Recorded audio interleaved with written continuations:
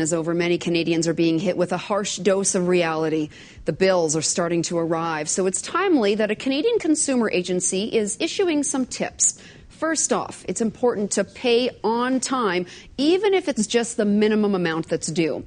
Do whatever you can to remind yourself, whether it's setting an alarm or marking it on the calendar. Also, keep tabs on your credit report. It's important to have an up-to-date view on where you stand.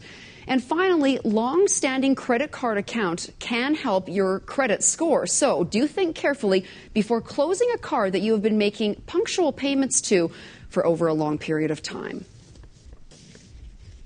Well, the first 3 months of the year are typically when people get into debt trouble. They have to pay off Christmas debts on top of all of their existing credit problems. Tony Tai has some advice on how to recognize when you're close to that borderline. Oh, there are going to be a few this year for sure. The number one mistake people make about debt, Bree, is they deny they have a problem to begin with. As difficult as it may be, you have to review your monthly budget to prevent problems before they start. This is what we take a look at for people to help track their money in the first place. There's a long list of expenses on a monthly budget. Some are fixed, like utilities, and others are debts, like credit cards.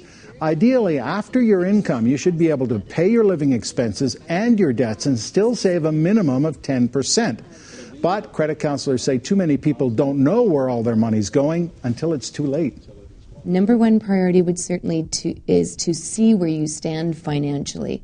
Often people, even at this point, because they've had, been doing a lot of spending, still may not know what is the interest rate on that credit card, what am I paying on it, what are the minimum payments.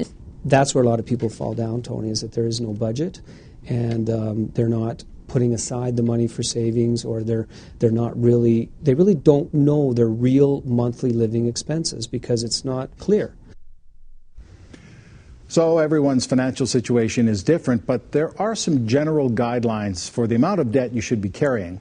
Of course, none is best, but no more than 20% of your net income should be going to your debts.